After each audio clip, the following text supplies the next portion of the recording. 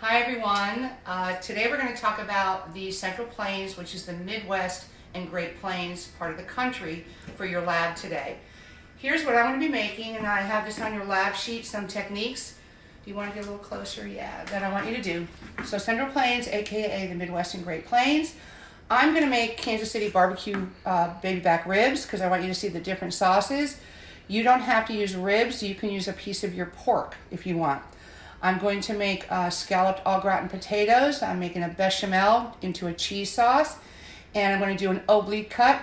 And I'm going to blanch them, shock them, and then saute them in a little bit of parsley butter. So here are the techniques that I'd like you to do, but you do have options. So let's take a look at our paperwork for today. And when we talk about the region on Monday, we'll certainly go into more ingredients. But basically, the flavors and the foods of the Midwest, there's lots of pork products, kielbasa, sausage, pork loin, ribs. They use a lot of freshwater and lake fish like pike, walleye, perch, lots of cheese, and we'll talk about that on Monday. Wild rice is from the region. I know I packed you some wild rice. And they also have lots of other grains, wheat, barley, corn. So here's on the lab sheet. So I'm going to make the ribs, but I'm going to make scalloped potatoes. Now the recipe in the book, you can do that, but I'm doing, because I wanted you to all make it like a bechamel. If you have any chicken, you can use your wild rice and your airline breast chicken to do a stuffed chicken breast. If you have any fish left, you can do a fish fry with potato pancakes. Okay, so let's go ahead over to the stove and let me just show you what I have going on over here.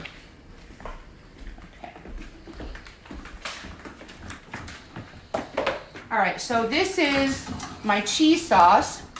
Now I made a quart of milk. You certainly don't have to do that much. You can do a pint, 2 cups. And the ratio of roux to milk is 1 ounce of roux to 8 ounces of milk or liquid. So I did, if you do a quart, I did by weight 2 ounces of butter and 2 ounces of flour. That's a quarter cup of butter and a half a cup of flour. If you only do a pint, you're going to do half that quantity, okay? Because you don't have to make as much as I made here. And I want to be able to see your white roux. You're going to heat your milk, add that in so you don't get lumps. Little FYI, the roux kind of collects down there in the pan, so you got to take a spoon and make sure you don't clump up. Then I've got my Kansas City barbecue sauce going, which is different from Carolina. It's a dark color, but it's thicker and it's sweeter, okay? And I am going to pan smoke the ribs, and I'll show you that later on. I'm going to get that going probably in my house because it's really windy today. So then I got water on for my carrots. Pause for a second. I just wanted to go over with you all the ingredients that the recipe calls for the ribs and barbecue if you choose to do that. Some things if you don't have, like I didn't have, I can tell you how to substitute. You've got the dry rub, and I cut that. I did the full recipe for the dry rub and for the sauce. You don't have to do that. Cut it down by half or even by a quarter. But you're going to need like chili powder, allspice, cayenne, cumin, dry mustard, and a couple different things, granulated sugar, celery salt. If you don't have celery salt, don't worry about it. Paprika, onion powder, garlic powder, salt and pepper, ground ginger. I put garlic in my dry rub. This recipe doesn't call any, but I like it. Now, it called for mace. I don't have mace, so I use ground nutmeg. Nutmeg is the seed, and mace is the filmy thing on the outside, the covering on the outside of the seed. Slightly different flavor, but similar. You're going to need cider vinegar. I didn't have cider vinegar, so I used malt, molasses, ketchup. And if you guys have never been to Aldi's, you need to go. How much was that bottle of ketchup, Tom? 90 cents. 90 cents, right? Now, it also calls for liquid smoke, which I didn't have, but I happen to have this. This is kind of a smoky dry mix that I added to it. So, use your judgment. Use what you got and just make it good. And I want to show you some vegetable cuts, okay? For these scalloped potatoes, I peeled and sliced my potatoes. You want them to be thin. Now, if you'd rather do a macaroni and cheese with the cheese sauce, that's fine, as long as you do a starch cookery. Potatoes, pasta, or rice. Kept them in water, kept them covered. I'd like you all to do an oblique cut. Okay? and that's performed on a round vegetable. So what you want to do is you want to position your, and it's a 2 angles cut, right? You don't want to move your knife, rather you want to roll the vegetable. So get your knife into position, make your first cut, right? Roll your vegetable and make your second cut. See how I'm not moving my knife? I'm moving my vegetable. Next cut, roll, next cut. Next cut, next cut, okay? So that is what you want your oblique to look like. And like I said, I'm going to blanch them, shock them, and saute them with a little bit of butter, a little seasoning, maybe a little maple flavor, and some chopped parsley. I'm gonna pause for now and go on with the meat, okay? Hi guys, okay, so I'm gonna show you the baby back rib here. So Carolina, we use pork butt, right? And in Kansas City, they use, like Kansas City ribs with baby backs are really popular. And this is from the pork loin, okay? The other side of the pork loin. So there's a membrane, as you can see, that you gotta work off of the rib. And you would do this for probably spare ribs too. And the spare ribs are from the belly, all right? So sometimes it takes a few minutes. You just get your hand in there and remove that, okay? Remove that membrane. There we go. And incidentally, I like to wash my pork off after I take it out of the package. So with this, because the smoker pan I have is not that big, not that wide, I'm going to go ahead and I'm going to cut my ribs in half. And then I'm going to go ahead, I'm going to get them seasoned.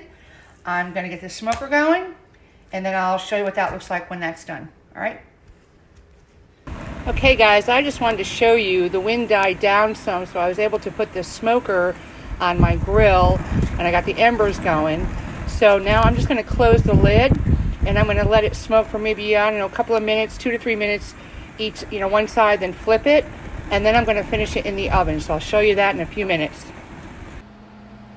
Okay. Hey everyone. Okay, now that I've got the pork on the smoker, I'm going to go ahead and get the potatoes started. So let's take a look at what I got going on here. So I'm using like a pie dish. You can use a pan, cake pan, pie pan. You want to put some butter on the bottom of your pans, or your dish, some softened butter. And then I started layering, and I do maybe 2 thin layers of potatoes. I did salt and pepper on top, and then I took a scoop and I put the cheese sauce on top. Don't use too much cheese sauce. You just want to give it a nice coating. So you want to have probably, I'd say if the potatoes are sliced this thin, which you want them this thin, about 4 layers of potatoes, okay? There's that.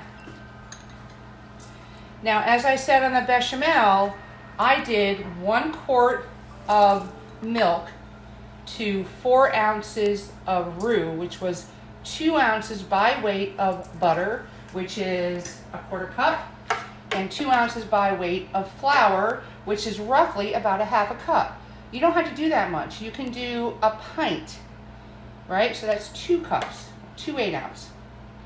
So you can do 2 ounces of roux, which would be a 1/4 cup of flour to a couple tablespoons of butter for your roux.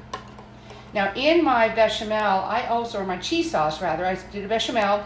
I seasoned it with a little bit of white pepper, a little bit of salt, and then when I added the cheese, personally, I like a little bit of Worcestershire sauce and a little bit of dry mustard, okay? So then I also made the shredded cheddar with some panko crumbs, a little bit of paprika, a little bit of salt, that I'm gonna do for a crispy on top. So this is something that you can do either with potatoes or with pasta for a macaroni and cheese. If you're making a macaroni and cheese with this sauce, then you want to toss your cooked pasta. You have to make sure that you boil your pasta al dente because you're going to be baking it more, okay?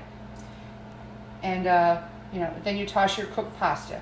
And you put it in your buttered dish. You want to do a buttered dish also for macaroni and cheese, and you can do the same kind of topping. Now you see how I have mine on a sheet pan on foil? I don't want to put just this in the oven because it could cook and bubble over, and it's a mess in the oven. So for easy cleanup, I foil my sheet pan, put my dish. Now I've got my oven going at 300 degrees because that's what I want to cook the pork at, and we're going to do that next, and that's going to be the last step. Yep.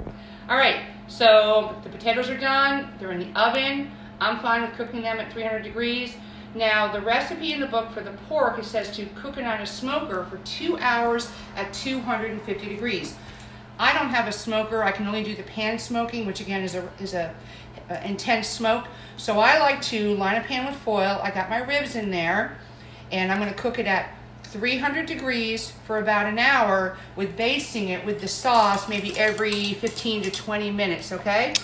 Now, the recipe also says to put the sauce on and then do it.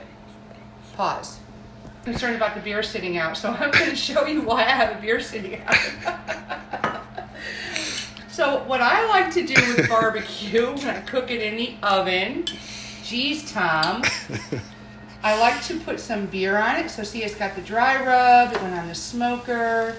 I like to put some beer because it's going to keep it moist. And the recipe doesn't call for this, but I like it. I like to put onion. Okay? So what I'm going to do is I'm going to close this up like a pouch. Whoops, dropped onion. Close it up like a pouch. And I'm going to put it in a 300-degree oven for about an hour, like I said, with pulling it out and basting it with the sauce. After it's had a chance to kind of sit and kind of braise a little bit, I'm going to completely cover it with foil so there's no openings, okay? Then, after about an hour's worth of cooking, I'm going to open the foil up, I'm going to put the sauce on, and I'm going to turn the heat up, and that will brown the ribs, caramelize the ribs, and it will caramelize the potatoes as well. And that's it. My carrots are done. So the next thing I'm going to show you, I think I might take some pictures of me basting, at least the first baste, and then I'll show you a picture of the finished product. All right, guys, happy cooking. Thanks.